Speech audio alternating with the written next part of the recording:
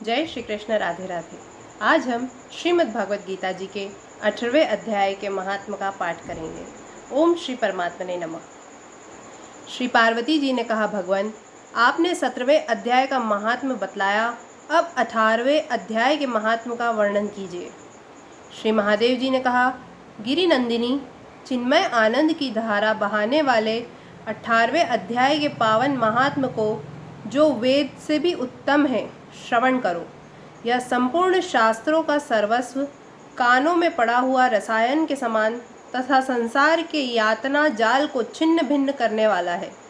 सिद्ध पुरुषों के लिए यह परम रहस्य की वस्तु है। इसमें अविद्या का नाश करने की पूर्ण क्षमता है। यह भगवान विष्णु की चेतना तथा सर्वश्रेष्ठ परम पद है। इतना ही नहीं, यह विवेकमयी लता का मूल, काम, क्रोध और मद को नष्ट करने वाला, इंद्र आदि देवताओं के चित्त का विश्राम मंदिर तथा सनक सनंदन आदि महायोगियों का मनोरंजन करने वाला है। इसके पाठ मात्र से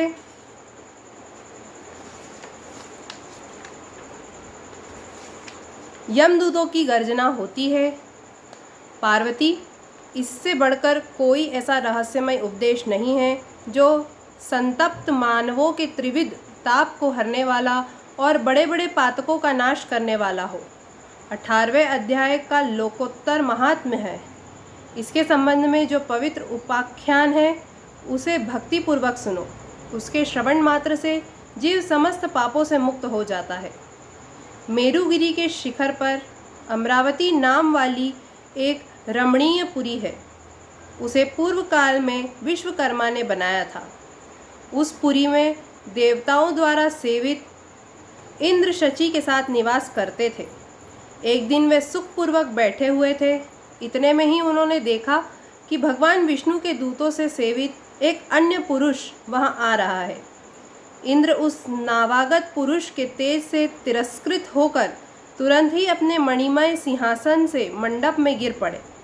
तब इंद्र के सेवकों ने देवलोक के साम्राज्य का मुकुट इस नूतन इंद्र के मस्तक पर रख दिया। फिर तो दिव्य गीत गाती हुई देवांगनाओं के साथ सब देवता उनकी आरती उतारने लगे। ऋषियों ने वेद मंत्रों का उच्चारण करके उन्हें अनेक आशीर्वाद दिए। गंधर्वों का ललित स्वर में मंगलमय गान होने लगा। इस प्रकार इस नवीन इंद्र को 100 यज्ञों का अनुष्ठान किए बिना ही नाना प्रकार के उत्सवों से सेवित देखकर पुराने इंद्र को बड़ा विस्मय हुआ। वे सोचने लगे, इसने तो मार्ग में कभी पौंसले बनवाए हैं, न पोखरे खुदवाए हैं और न पथिकों को विश्राम देने वाले बड़े बड़े वृक्ष ही लगवाए हैं। अकाल पड़ने पर अन्नदान के द्वारा इसने प्राणियों का सत्कार भी नहीं किया है। इसके द्वारा तीर्थों में, सत्र और गांवों में यज्ञ का अनुष्ठान भी नहीं हुआ है। फिर इसने यहाँ भाग्य की दी हुई ये सारी वस्तुएं कैसे प्राप्त की हैं? इस चिंता से व्याकुल होकर इंद्र भगवान विष्णु से पूछने के लिए प्रेम पूर्वक क्षीर सागर के तट पर गए और वहां अकस्मात अपने साम्राज्य से भ्रष्ट होने का दुख निवेदन करते हुए बोले, लक्ष्मीकांत, मैंने पूर्व काल में आपकी प्रसन्नता के लिए 100 यज्ञों का अनुष्ठान किया था। उसी के पुण्य से मुझे इंद्र पद की प्राप्ति हुई थी, किंतु इस समय स्वर्ग में कोई दूसरा ही इंद्र अधिकार जमाए बैठा है। उसने तो न कभी धर्म का अनुष्ठान किया है और न यज्ञों का। फिर उसने मेरे दिव्य सिंहासन पर कैसे अधिकार जमाया है? श्री भगवान बोले, इंद्र, वह गीता के 18वें अध्याय में से 5 श्लोकों का प्रतिदिन पाठ करता है। उसी के पुण्य से उसने तुम्हारे उत्तम साम्राज्य को प्राप्त कर लिया है। गीता के 18वें अध्याय का पाठ सब पुण्यों का शिरोमणि है।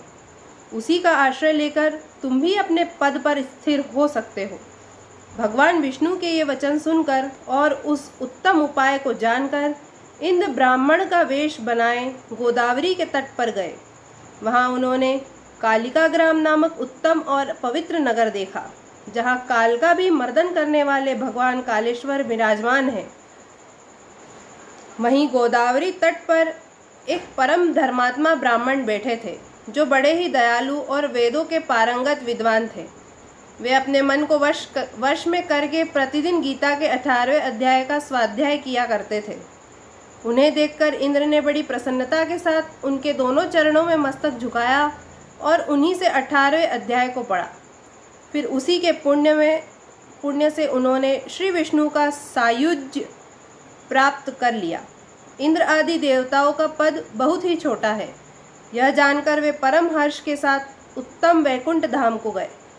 अतः यह अध्याय मुनियों के लिए श्रेष्ठ परम तत्व है। पार्वती, 18वें अध्याय के इस दिव्य महात्म्य का वर्णन समाप्त हुआ। इसके श्रवण मात्र से मनुष्य सब पापों से छुटकारा पा जाता है। इस प्रकार संपूर्ण गीता का पाप नाशक महात्म्य बतलाया गया। महाभागे, जो पुरुष श्रद्धा युक्त होकर इसका श्रवण करता है, वह समस्त यज्ञों का फल पाकर अंत में विष्णु का सायुज्य प्राप्त कर लेता है।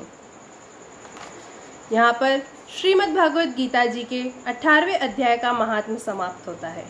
जय श्री कृष्ण। राधे राधे।